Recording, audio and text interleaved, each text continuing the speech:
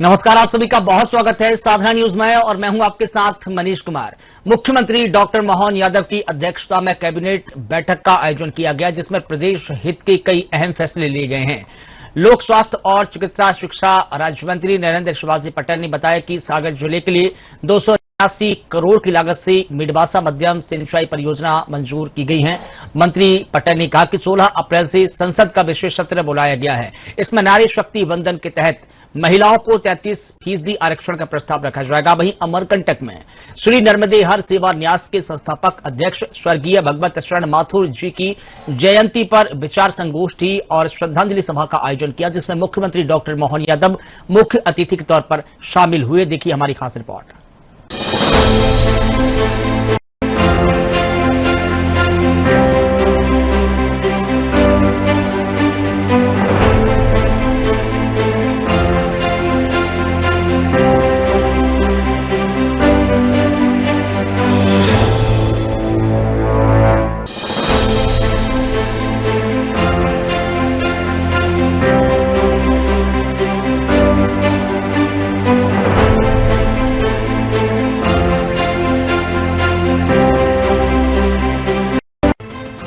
महिला सशक्तिकरण की दिशा में ऐतिहासिक कदम। महिलाओं को मजबूत बनाने में जुटी मोदी सरकार। 16 अप्रैल से बुलाया गया संसद का विशेष सत्र। सदन के पटल पर रखा जाएगा 33% आरक्षण का प्रस्ताव। नारी शक्ति बंधन के तहत महिला आरक्षण का रास्ता होगा साफ। प्रदेश भर में नारी शक्ति बंधन पखवाड़ा मना रही मोहन सरकार। प्रदेश भर में 10 अप्रैल से 25 अप्रैल तक नारी शक्ति पखवाड़ा सम्मेलन। राजधानी भोपाल स्थित मंत्रालय में कैबिनेट बैठक का आयोजन किया गया, जिसमें मुख्यमंत्री मोहन यादव की अध्यक्षता में प्रदेश हित के लिए कई अहम फैसले लिए गए। लोक स्वास्थ्य और चिकित्सा शिक्षा राज्य मंत्री नरेंद्र शिवाजी पटेल ने कैबिनेट बैठक में हुए महत्वपूर्ण फैसलों की जानकारी दी है। मंत्री पटेल ने कहा कि सागर जिले के लिए 286 करोड़ की लागत से मिडवासा मध्यम सिंचाई परियोजना मंजूर की गई है। योजना में 7,200 हेक्टेयर सिंचाई रकबा बढ़ेगा। 3 विधानसभा के सैकड़ों किसान लाभान्वित होंगे। मंत्री पटेल ने आगे कहा कि 16 अप्रैल से 3 दिवसीय संसद का विशेष सत्र बुलाया गया है। इसमें नारी शक्ति वंदन के तहत महिलाओं को 33% आरक्षण का प्रस्ताव रखा जाएगा। इसको लेकर प्रदेश भर में 10 अप्रैल से 25 अप्रैल तक नारी शक्ति पखवाड़ा के सम्मेलन पदयात्रा स्कूल कॉलेजों में आयोजन किए जाएंगे।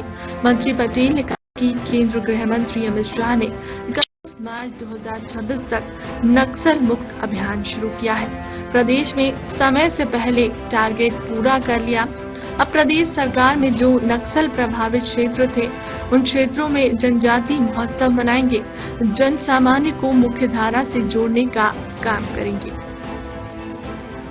कैबिनेट की बैठक में लोक कल्याणकारी और विकास कार्यों के लिए तकरीबन 19,810 करोड़ रुपए की स्वीकृति दी गई। मंत्रिपरिषद ने लोक निर्माण विभाग सिंचाई परियोजना, महिला बाल विकास के कार्य, नवीन चिकित्सा महाविद्यालयों और कृषि विभाग के प्रस्तावों को भी स्वीकृति दी गई है। मंत्रिपरिषद द्वारा सागर जिले की मिडवासा मध्यम सिंचाई परियोजना के निर्माण के लिए 286 करोड़ 26 लाख रुपए की प्रशासकीय स्वीकृति दी गई है। इस परियोजना से सागर जिले की सगर तहसील के 27 ग्रामों की 7,200 हेक्टेयर भूमि की सिंचाई के लिए किसानों को लाभ मिलेगा। मंत्रिपरिषद द्वारा लोक निर्माण के अंतर्गत विभिन्न विकास कार्यों के लिए 10,801 करोड़ रुपए की स्वीकृति दी गई। इसके अलावा मंत्रिपरिषद द्वारा प्रदेश में भारत सरकार की सहायता से नए चिकित्सा महाविद्यालयों की स्थापना की योजना को आगामी 5 वर्षों तक चलाए जाने के लिए 1,674 करोड़ रुपए की स्वीकृति दी गई है, जिसमें जिला चिकित्सालय को चिकित्सा महाविद्यालय से समृद्ध किया जाएगा। मंत्रिपरिषद द्वारा भोपाल गैस त्रासदी राहत और पुनर्वास विभाग अंतर्गत स्वास्थ्य सेवाओं को 31 मार्च 2031 तक निरंतर रखने के लिए लगभग 1,005 करोड़ रुपए का अनुमोदन दिया गया है। वहीं कैबिनेट ने भारत सरकार से प्राप्त स्वीकृति के अनुसार प्रदेश में 8 नए वन स्टॉप सेंटर के संचालन की स्वीकृति दी है।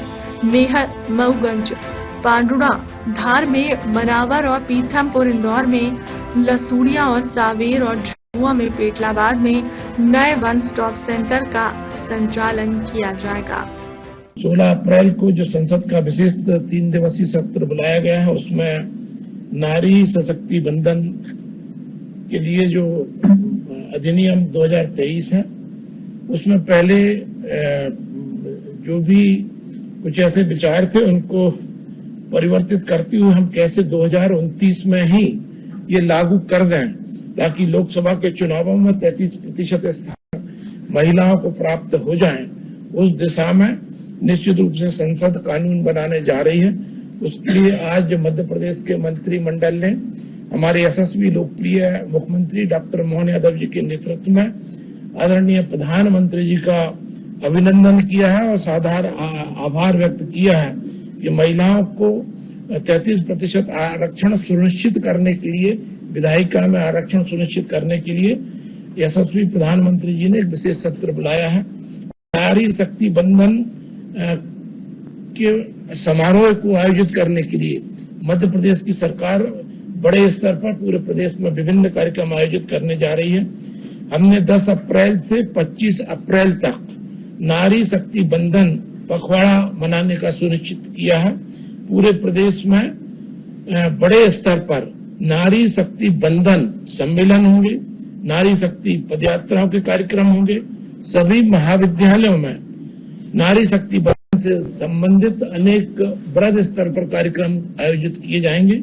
मध्य प्रदेश के अंदर हमारे यशस्वी लोकप्रिय मुख्यमंत्री डॉक्टर मोहन यादव जी के नेतृत्व में यशस्वी प्रधानमंत्री नरेंद्र मोदी जी का आभार व्यक्त करने के लिए तथा महिला सशक्तिकरण की दिशा में जो भारत सरकार आगे बढ़ी है, उसके लिए हमारे जन जन तक ये बात पहुंचे, इस हेतु मध्य प्रदेश की सरकार विभिन्न कार्यक्रम आयोजित करेगी। वहीं अमरकंटक में श्री नर्मदे हर सेवा न्यास की संस्थापक अध्यक्ष स्वर्गीय भगवत शरण माथुर की जयंती पर एक विचार संगोष्ठी और श्रद्धांजलि सभा का आयोजन किया गया, जिसमें मुख्यमंत्री डॉक्टर मोहन यादव मुख्य अतिथि के रूप में शामिल हुए। इस दौरान मुख्यमंत्री डॉक्टर मोहन यादव ने स्वर्गीय भगवत शरण माथुर जी को पुष्पांजलि अर्पित की। उन्होंने स्वर्गीय माथुर के राष्ट्र सेवा और कार्यकर्ता निर्माण के कार्यों को याद करते हुए उन्हें प्रेरणा का स्रोत बताया। सीएम ने कहा कि स्वर्गीय भगवत शरण माथुर की जीवन और योगदान हमेशा स्मरणीय रहेगा।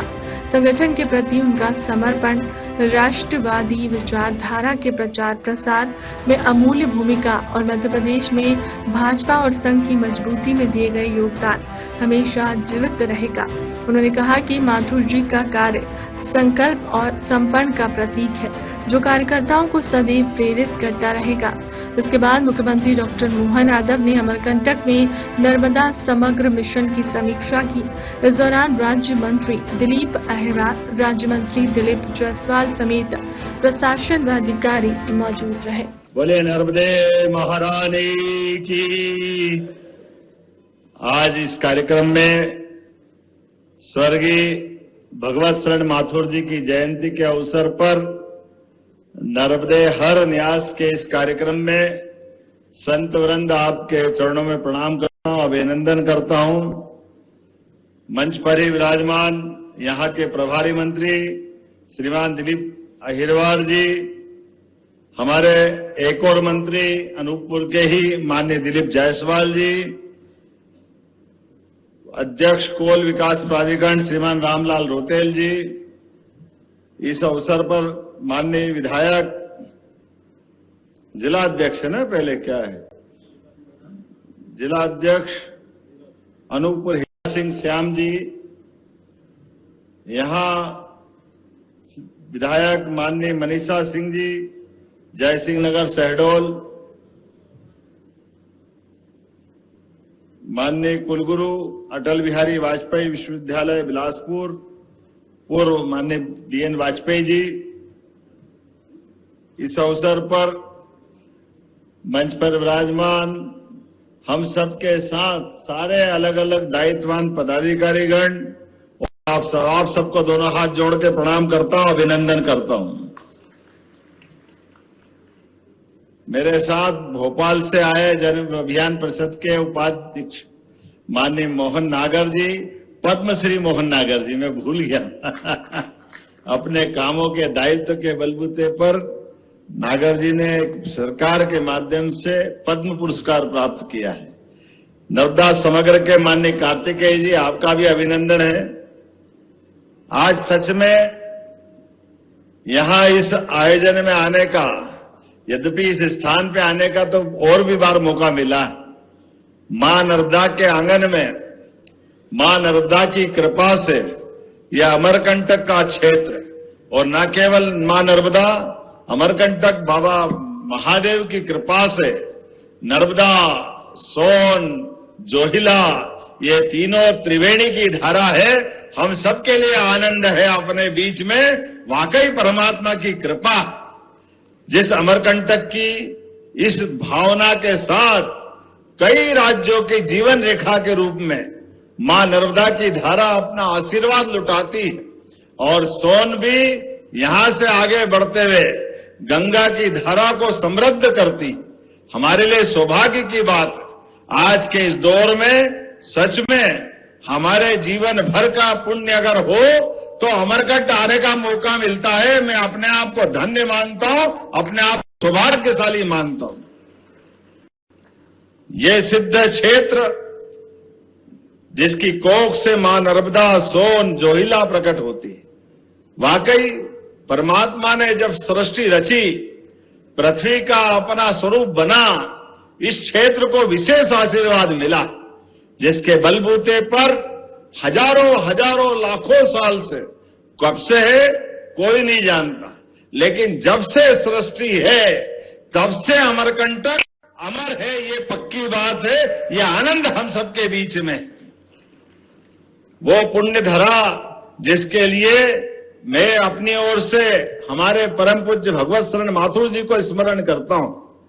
वैसे तो वो मूलतः राजगढ़ के रहने वाले थे, लेकिन राष्ट्रीय स्वयंसेवक संघ के प्रचारक बनने के बाद, भाजपा के संगठन मंत्री बनने के बाद, हमारे कई सारे प्रचारकों ने अपने जीवन काल में, जब वो प्रचारक का जो मूल दायित्व वो भी करते करते, और अलग से भी समाज सेवा की दृष्टि से कई कामों को हाथ में लिया। ऐसे ही हमारे एक और स्वर्गीय अनिल दवे जी को स्मरण करता हूं, जिनके माध्यम से नर्मदा समग्र के बलबूते पर नर्मदा जी की धारा अविरल प्रवाहित होती रहे।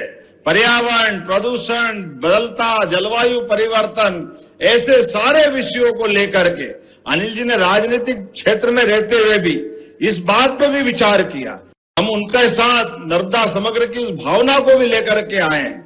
मैं आज आपसे जब बात कर रहा हूं तो सच में मैं भगवत शरण माथुर जी के साथ उनके अपने उज्जैन में जब वो जिला प्रचारक थे तब का मैं स्वयंसेवक भी हूं, उनसे बहुत मिलना जुलना, उठना बैठना। और ये बात सही है, माथुर साहब को असंभव से असंभव काम दे दो, माथुर साहब संभव करके दिखाते हैं। ये हमारे अपने माथुर साहब के काम करने का तरीका। मैं कई कांग्रेस के नेताओं को जानता हूं जिनके दरवाजे के बाहर अगर सामने से संघ का स्वयंसेवकों का पथ संचलन निकलता है तो उनकी प्रेरणा से तत्कालीन उज्जैन के महापौर, उप महापौर, कांग्रेस के अध्यक्ष, उन्होंने कहा भाई भले ही तुम्हारा दल कोई भी हो, लेकिन स्वयंसेवक अगर निकल के जा रहे हैं तो आपका फर्ज बनता है कि राष्ट्र भक्तों के ऊपर पुष्पांजलि होना चाहिए। मुझे इस बात की प्रसन्नता है, और हमने वो होते हुए भी देखा कांग्रेस के उस प्रचंड बहुमत वाले काल में भी। ये माथुर साहब का अपना काम करने का तरीका था। ये हमारा पूरा विंध्य का, महाकौशल का, इस बेल्ट में कई चुनौतियां थी, लेकिन हमारी अपनी इस राजनीतिक धारा को मजबूत करने के लिए असंभव से असंभव काम को भी करते हुए इस पूरे विंध्य को, मुझे इस बात की प्रसन्नता है, अभी 2-3 बार से तो ऐसा हुआ है कि हमारा जो समृद्ध क्षेत्र था मालवा, वो 19 रह जाए, लेकिन विंध्य 20 रहता है। ये माथुर साहब की मेहनत का परिणाम है। हमें इस बात का भी आनंद है। और ये हरा भरा क्षेत्र कितना आनंद के साथ, कैसा अच्छा लगता है। जिस बात की कल्पना की गई कि अमरकंटक में सच में मां नर्मदा का ये क्षेत्र वैसे ही रहना चाहिए। ऐसे में हम में से माथुर साहब अब नहीं है, लेकिन माथुर साहब ने जो मार्ग दिखाया है उस मार्ग पे चलने के लिए हम सब आपके सामने सरकार के माध्यम से, मैं मध्य प्रदेश सरकार के उस भाव को प्रकट करने आया हूं कि माथुर साहब ने संकल्प लिया, अमरकंटक हरा भरा होना चाहिए, मां नर्मदा की धारा अविरल होना चाहिए, इसके दोनों किनारों पर सघन वृक्षारोपण होना चाहिए, तमाम प्रकार के अतिक्रमण या दूसरे प्रकार की कठिनाइयों से बचा करके मां नर्मदा का आशीर्वाद युगों युगों तक मिलता रहे, ये संकल्प करने के लिए हम सब आए हैं। इसी माध्यम से आगे बढ़ते हुए मां के आशीर्वाद के साथ आज जब मैं आपसे बात कर रहा हूं तो हम सब फिर उम्मीद करेंगे विकास के इस मामले में जब आगे बढ़ रहे हैं तो सच में हमारा राष्ट्रीय स्वयंसेवक संघ का ये शताब्दी वर्ष भी चल रहा है। ऐसे में पंच निष्ठाओं के आधार पर 5 महत्वपूर्ण आयामों के बलबूते पर परिवार को संस्कारित करना, सामाजिक समरसता को बढ़ावा देना, पर्यावरण के प्रति अपनी जिम्मेदारी निभाना, स्वदेशी और आत्मनिर्भरता को अपनाना और नागरिक कर्तव्यों का ईमानदारी से पालन करना, ये 5 परिवर्तनों के बलबूते पर संघ ने अपनी इस वैचारिक प्रतिबद्धता के बलबूते पर आगे बढ़ने का निर्णय किया। और ये होना भी क्यों नहीं चाहिए, सामाजिक समरसता में आज इस बात की अत्यंत आवश्यकता है।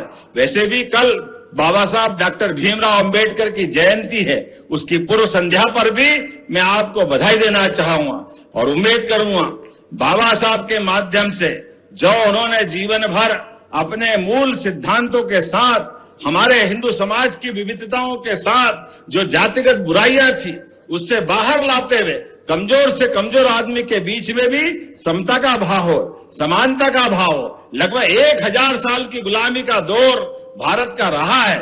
ऐसे में जब देश को आजादी मिली है तो यह अक्षुण्ण रहना चाहिए। लंबे समय तक भारत के लोग भारत की उस स्वाधीनता को गले लगाकर दुनिया के सामने भारत की सनातन संस्कृति की धारा को, उज्जवल धवल धारा को दुनिया के सामने प्रकट करते हुए मानवता के मूल गुणों को स्थापित करने के लिए आगे बढ़ते रहे। इसलिए हम में से सबके लिए हमारे समाज में छुआछूत का कोई स्थान नहीं, जातिवाद का कोई स्थान नहीं, हर वर्ग को लिए साथ आगे है बढ़ते जाना, विषमता के ऐसे कई विषबेलों को खत्म करते हुए हम समानता की बात करें। आज इस बात की आवश्यकता है। दूसरा, हमारे सबके सामने परिवार के अंदर परिवार की ताकत, बच्चे बूढ़े जवान सब मिलकर के परिवार का भाव बनाएं और परिवार के भाव में अंदर की आत्मीयता को बनाएं। ऐसा मौका आना चाहिए कि परिवार के लोग एक साथ भोजन करें, अपने बच्चे बच्ची बड़े सबके साथ उनकी अपनी जीवन की कठिनाइयां तो अलग अलग तरह से सब निपटते हैं, लेकिन परिवार भाव को बढ़ाने की आवश्यकता है। आज भौतिकता के माहौल में परिवार के अंदर पीढ़ियों में परंपराएं बदल रही है, संस्कारों का अभाव हो रहा है, राष्ट्र प्रेम की मामला इसी कारण से प्रभावित होता है। इसलिए आज के इस दौर में हम सब अपने परिवार के साथ बैठे, साथ भोजन करें, बच्चों को महापुरुषों के किस्से सुनाएं, राष्ट्रभक्त की धारा के साथ जोड़ करके राष्ट्र निर्माण की पीढ़ी गढ़े, इस बात की भी आवश्यकता है। साथ ही साथ पर्यावरण को लेकर के भी आज के समय में प्लास्टिक, पेस्टिसाइड, ऐसे कई प्रकार की चुनौतियां हमारे सामने हैं, जिसके बलबूते पर आज हमारी समूची प्रकृति पे संकट आया है। अब देख रहे कि नहीं देख रहे, अप्रैल में ओले गिर रहे, या अप्रैल में ओले कैसे गिर सकते हैं? ओले गिरने का जो समय आता है, लेकिन समूचा परिवर्तन माहौल का। ऐसे में हमको वापस जड़ों की तरफ जुड़ना पड़ेगा, पर्यावरण से प्रेम करना पड़ेगा, प्रकृति के साथ जुड़ने की हमारी संस्कृति तो सनातन काल से है। कितना अच्छा लगता है जब हमारे अतिथियों का सम्मान भी होता है तो तुलसी के पौधे के साथ होता है। ये संस्कृति हमारी हमको गौरवान्वित करती है, आनंदित करती। ऐसे में जब आज हम अपने वापस पर्यावरण प्रेम की तरफ बात करते हैं तो इसकी अत्यंत आवश्यकता है। स्वदेशी के इस माहौल में भी परमात्मा की दया से आज के इस दौर में हमारे बीच वैश्विक माहौल में हम महसूस कर रहे हैं, दुनिया के बड़े से बड़े देशों में भी जो हालात चल रहे हैं वो बताने की जरूरत नहीं। ऐसे में यशस्वी प्रधानमंत्री का जोरदार अभिनंदन करो श्रीमान नरेंद्र मोदी जी का, जिन्होंने सरकार बनाने के समय इस बात को देख लिया था कि हाँ, हमारे देश में ये रिफाइनरियां होना चाहिए, पेट्रोल डीजल का पर्याप्त भंडारण होना चाहिए, देश दुनिया की आने वाली चुनौतियों में मुकाबला करने के लिए तैयार रहना चाहिए। इसलिए सब तरह से देश को महफूज रखते हुए, ताकतवर रूप से समाज को संगठित करते हुए, सेना को सशक्त करते हुए मोदी जी ने देश को समय के पहले सावधान किया। इसलिए आज पूरे दुनिया के अंदर उथल पुथल है, लेकिन हमारा देश ताकत के साथ खड़ा है। ये हमें अपने मोदी जी की सरकार पे गर्व है, अपने उस विश्वास की विजय है जिसके बलबूते पर हमारी सरकार चुनाव में जाती है। आज जब मैं आपसे बात कर रहा हूं तो सच में परिवर्तन के इस दौर में हमको अपने उस संस्कारों के साथ विरासत से विकास की तरफ भी बढ़ना पड़ेगा। और विरासत से विकास में हमारी आस्था हमारे धर्म में भी है, लेकिन राष्ट्र धर्म उससे बड़ा है। इसलिए राष्ट्र धर्म और धर्म भी अलग अलग नहीं।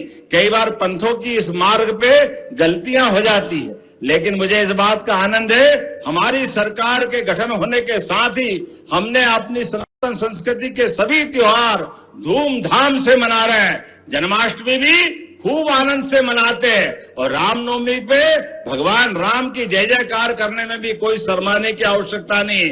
नर्मदा जयंती का भी जो आनंद आता है, ऐसे गोवर्धन जयंती का आनंद आता है।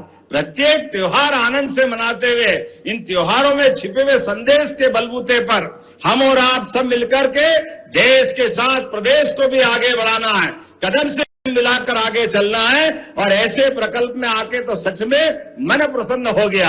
जोरदार अभिनंदन करें माननीय माथुर साहब के इस प्रकल्प का भी, भगवत शरण माथुर जी का। और हमारे रामलाल रोतन जी से मैंने कहा था कि आज कोई डिमांड मत करना, लेकिन आपने कर दी तो कोई बात नहीं। जब आपने बात रखी है तो ये गौशाला को अनुदान चालू करा देंगे, चिंता मत करना।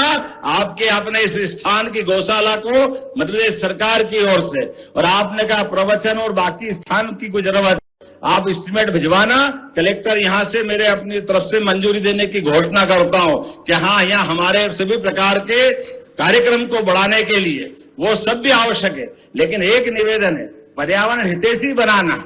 ये सीमेंट कंक्रीट के जंगल हमारे अमरकंटक की शोभा को रोकते हैं। हमारी अपनी पवित्र धारा की तरफ भी हमको देखने की आवश्यकता है।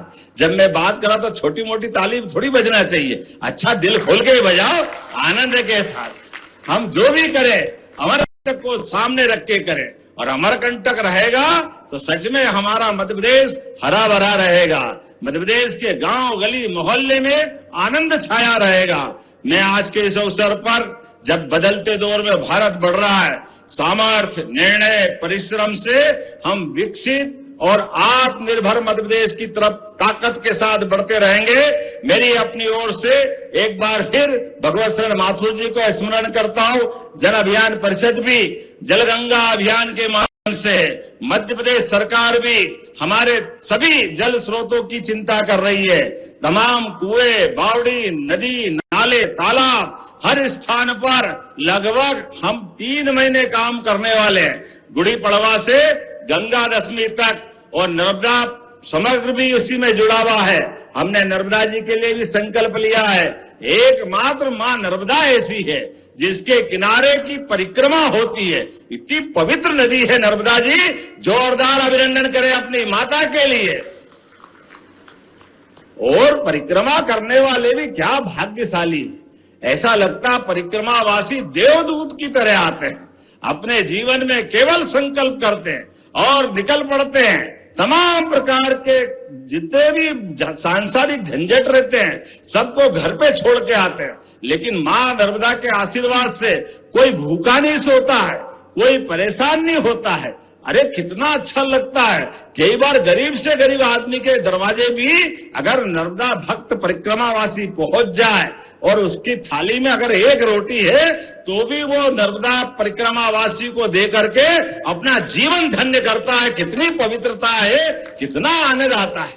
सच में मां नर्मदा की कृपा से ये परिक्रमा की जो वास्तव में पवित्रता है, हमारी सरकार ने इस पवित्रता को बनाने का निर्णय किया है।